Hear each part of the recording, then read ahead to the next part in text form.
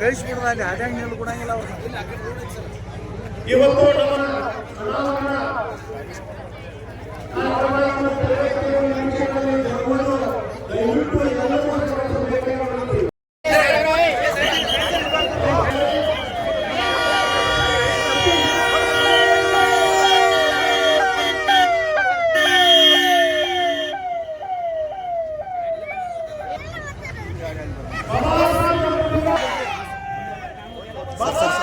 ಸತೀಶ್ ಜಾರಕಿಹೊಳಿ ಅವರಿಗೆ, S P ಘಾಟ್ಗೆ ಅವರಿಗೆ,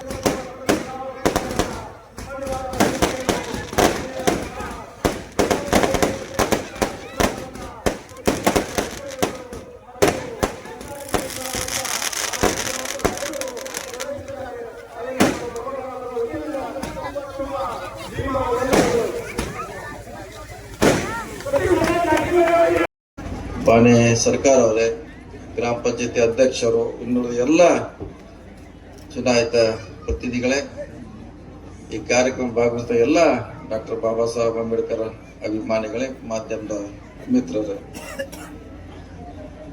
ಮಾನ್ಯ ಸಿರಿಗಾವಿ ಅವರ ಪ್ರಯತ್ನ, ಅವರ ಉತ್ಸಾಹದಿಂದ ಇವತ್ತು ಮಹಾ ಮೇಧಾವಿ ಅವರ ಪುತ್ಥಳಿಯನ್ನ ನಾವು ಪ್ರತಿ ದಿವಸ ನೋಡುವಂತ ಒಂದು ಅವಕಾಶನ ಕಲ್ಪಿಸಿದ್ದಾರೆ.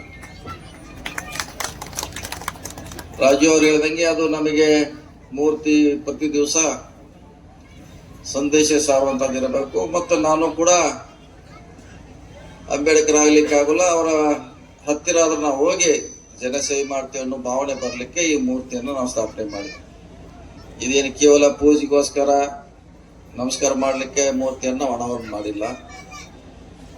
ಅವ್ರ ಕಷ್ಟಗಳನ್ನ ನೀವು ನೋಡಬೇಕು, ನೆನಿಬೇಕು. ನೀವು ಒಂದ್ಸಾರಿ ಅವ್ರು ಎಷ್ಟು ಕಷ್ಟಪಟ್ಟಿದ್ದಾರೆ, ನಮಗೋಸ್ಕರ ಏನೇನು ಮಾಡಿದಾರೆ ಅನ್ನೋದಕ್ಕೋಸ್ಕರ ನಾವು ದೇಶ ತುಂಬ ಇವತ್ತು ಡಾಕ್ಟರ್ ಬಾಬಾ ಸಾಹೇಬ್ ಅಂಬೇಡ್ಕರ್ ಅವರ ಪುತ್ಥಳಿಯನ್ನು ಅನಾವರಣ ಮಾಡ್ತಾ ಇದ್ವಿ.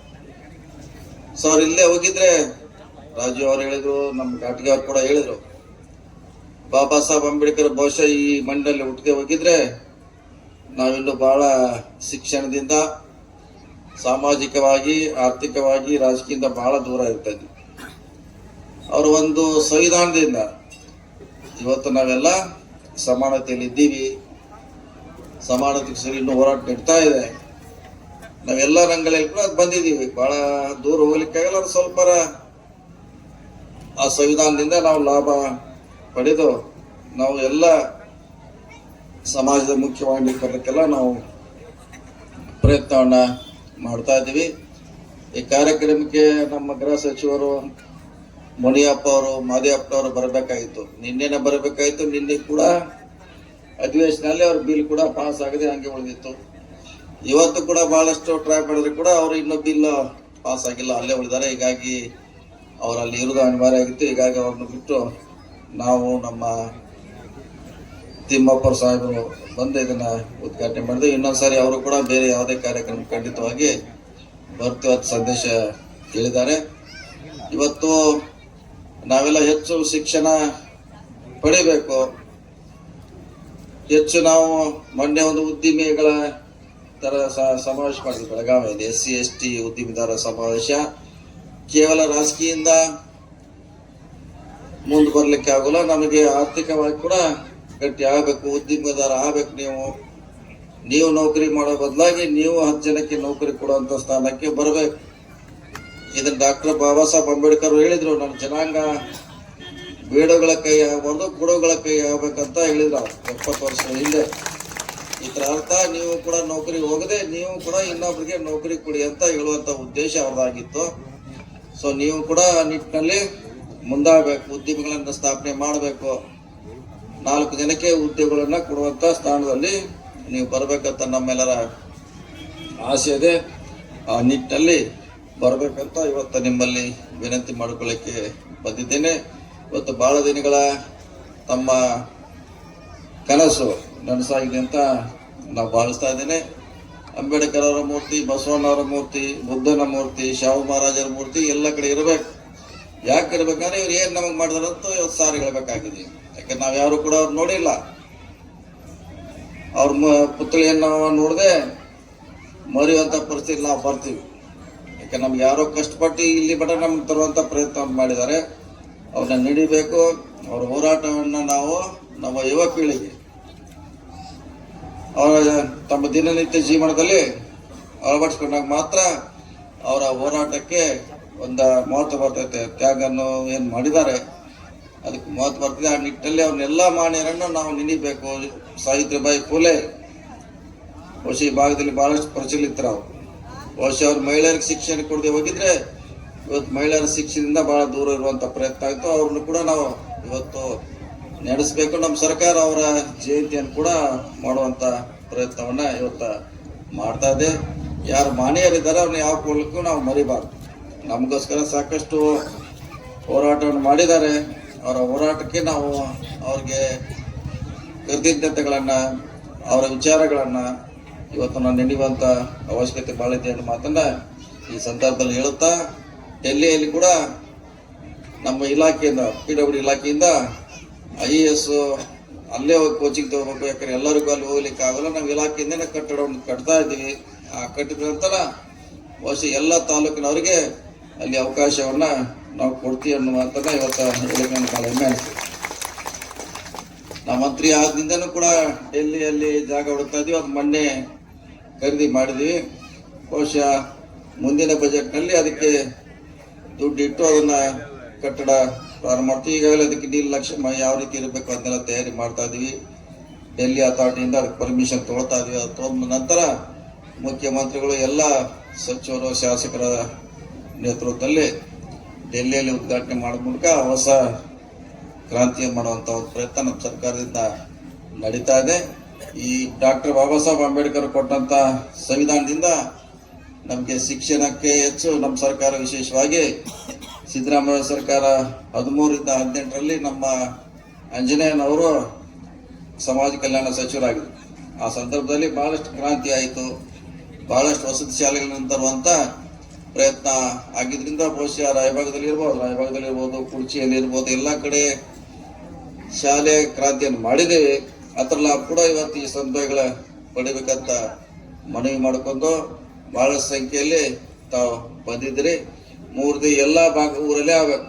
ಬರೀ ಮೊರಬ್ದಲ್ಲಿ ಆದ್ರೆ ಅಷ್ಟೇ ಅಲ್ಲ, ಎಲ್ಲ ಗ್ರಾಮಗಳಲ್ಲಿ ಡಾಕ್ಟರ್ ಬಾಬಾ ಸಾಹೇಬ್ ಅಂಬೇಡ್ಕರ್ ಮೂರ್ತಿ ಆಗೋ ಮೂಲಕ ಅವರ ಕೊಡುಗೆಯನ್ನ ನಾವು ಈ ದೇಶಕ್ಕೆ, ಹೊಸ ಸಮಾಜಕ್ಕೆ ಪರಿಚಯ ಮಾಡುವಂತ ಪ್ರಯತ್ನ ಆಗಲಿ ಅನ್ನೋ ಮಾತನ್ನ ಹೇಳುತ್ತಾ, ಅವ್ರ ಬಗ್ಗೆ ಎಷ್ಟು ಹೇಳಿದ್ರು ಬಹಳಷ್ಟು ಕಡಿಮೆ.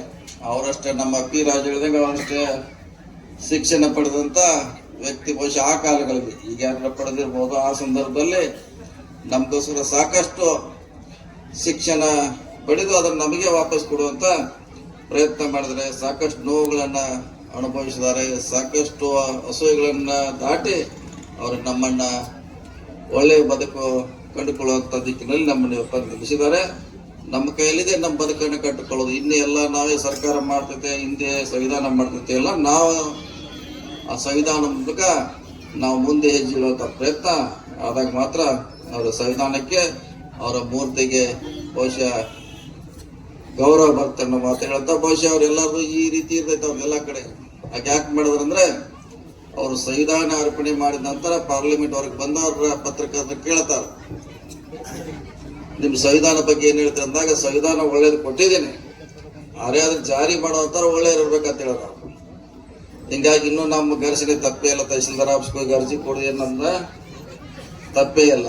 ಯಾಕಂದ್ರೆ ಅವರು ನಾವು ಹಾಡ್ತೀವಿ ಬುದ್ಧ ಬಸವ ಅಂಬೇಡ್ಕರ್ ಆಗಲಿಲ್ಲ ಆದರ್ಶ, ಏನ್ ಹಾಡ್ತೀವಿ?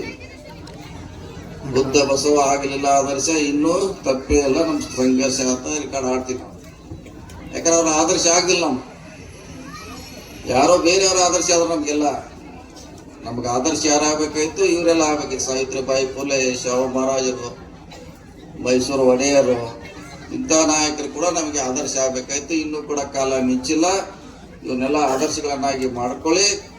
ನೀವು ಕೂಡ ಸಮಾಜದ ಮುಖ್ಯವಾಹಿನಿಗೆ ಬರ್ಬೇಕಂತೇಳಿ ಮತ್ತೊಮ್ಮೆ ನಿಮಗೆಲ್ಲ ವಂಚಿ ನನ್ನ ಮಾತು ಮುಗಿಸ್ತೀನಿ. ಎಲ್ಲರಿಗೂ ಮತ್ತೊಮ್ಮೆ ಜೈ ಭೀಮ್. ಇಲ್ಲಿವರೆಗೆ